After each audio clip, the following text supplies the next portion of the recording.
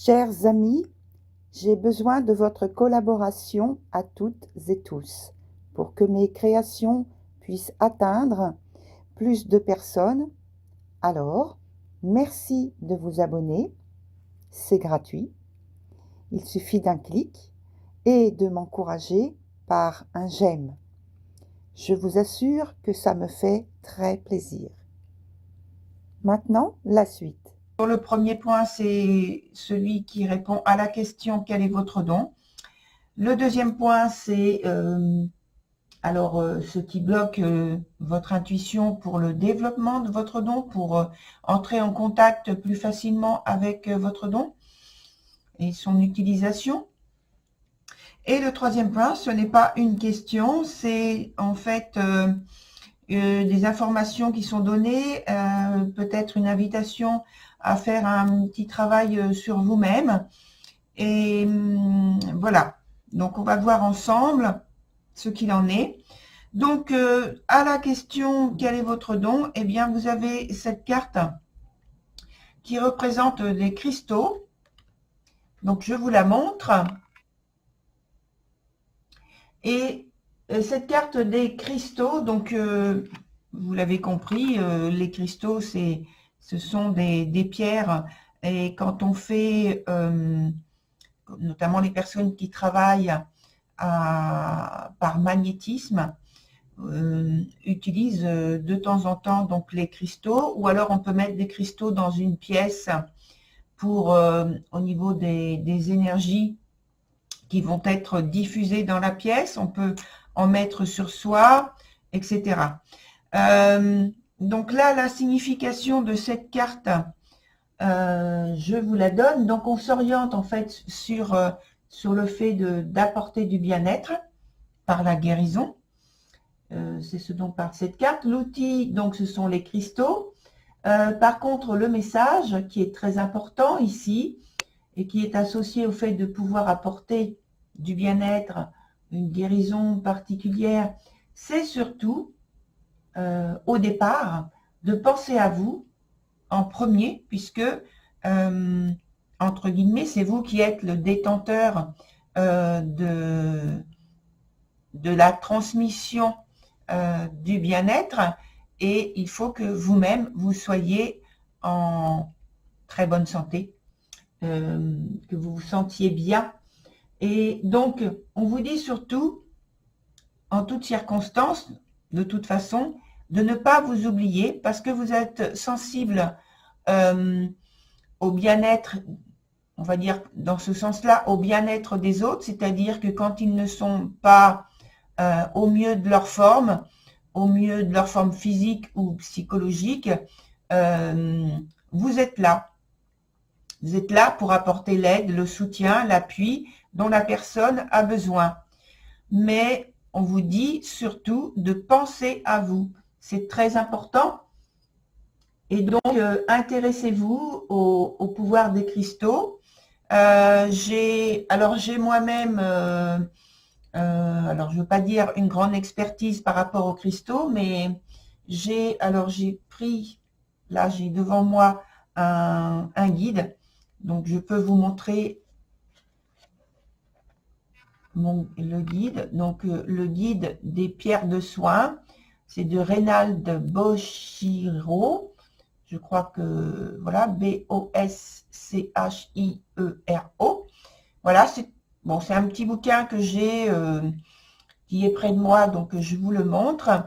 Si vous êtes intéressé, et bien voilà, vous pouvez donc vous procurer ce petit livre.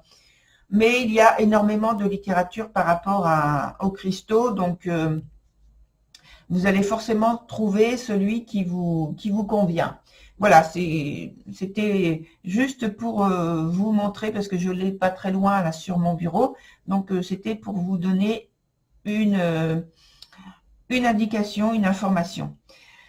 Ensuite, sur le deuxième point, qu'est-ce qui bloque donc votre intuition? On a la carte, la première carte qui s'appelle Gâteau de la chance. Alors, je vous la montre bien sûr. Et cette carte Gâteau de la chance, en fait, elle vient informer que il ne faut pas craindre en fait l'inattendu, l'imprévu, parce que si apparemment c'est ce qui vous pose le plus de soucis à gérer.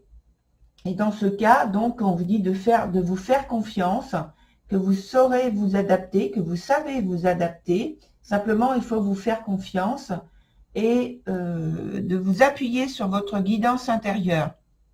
Alors, on verra après en association avec la carte de tarot quelle est l'indication. Sur le dernier point, on a le chat noir.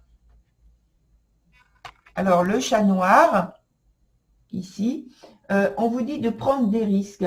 Alors, des risques calculés, bien sûr, sans avoir peur de l'inattendu, de l'imprévu qui peut surgir. Et donc, puisque normalement, comme on en a parlé juste avant,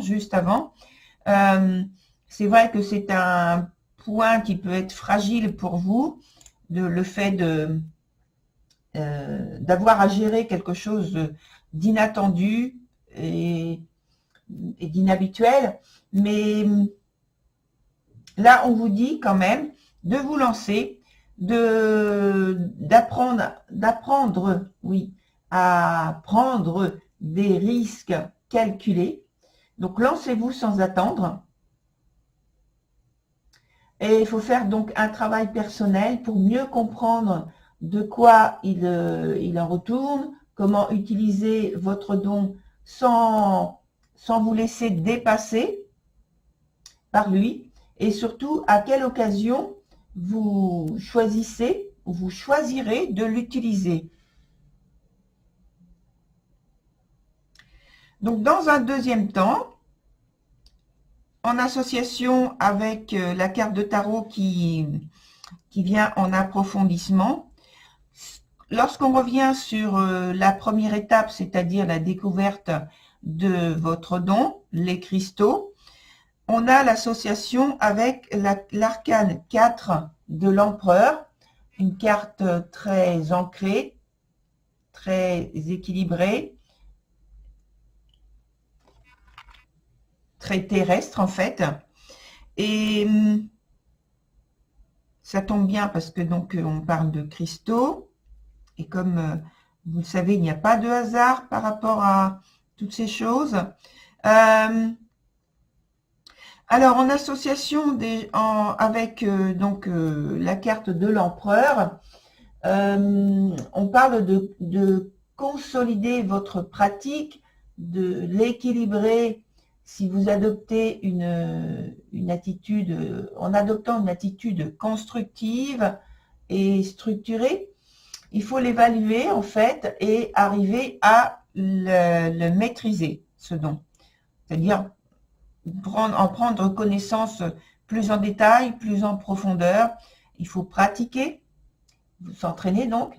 On vous invite donc à découvrir plus précisément les contours, à étudier les propriétés des cristaux au travers donc soit les médias, soit la littérature, soit une personne que vous connaissez, parce que ça peut très bien être le cas. Donc à étudier les propriétés des cristaux, à pratiquer ensuite dès que l'occasion se présente. Et donc l'occasion se présente avec vous ou des proches de votre famille, de votre cercle amical, d'en parler, d'échanger des expériences. Et en gros, on vous dit d'être curieux et d'être rigoureux. Ensuite, sur le point suivant, donc qu'est-ce qui bloque? On reprend l'idée de l'imprévisibilité, de l'inattendu. Et sous la forme, alors cette carte, elle est en approfondissement, c'est la carte 6, les amants ou les amoureux, hein, suivant le type de tarot, donc le nom est un peu différent. Ici, on les appelle les amants.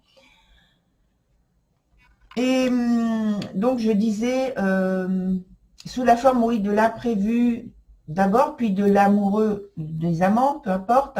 Ensuite, donc ce point signale une difficulté à faire la part des choses quand il s'agit de faire un choix, de prendre une orientation décisive.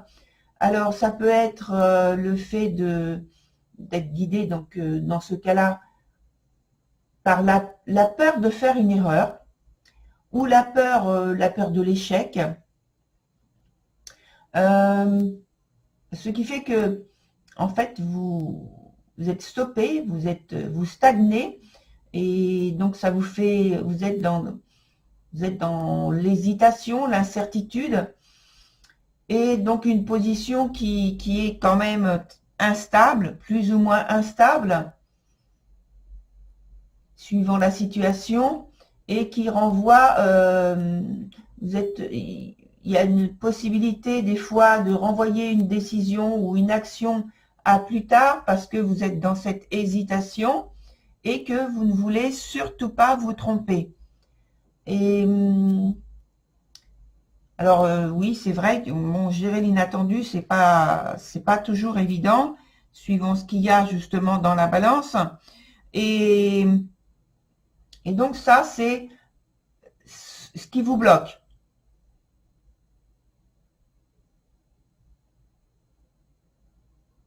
Ce qui peut faire défaut, donc, lorsque vous avez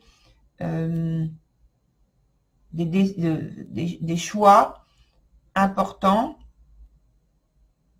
par rapport à votre don. Sur le troisième point, j'ai des temps de silence parce que j'écoute en fait ce qui m'est transmis. Hein. Ne vous inquiétez pas.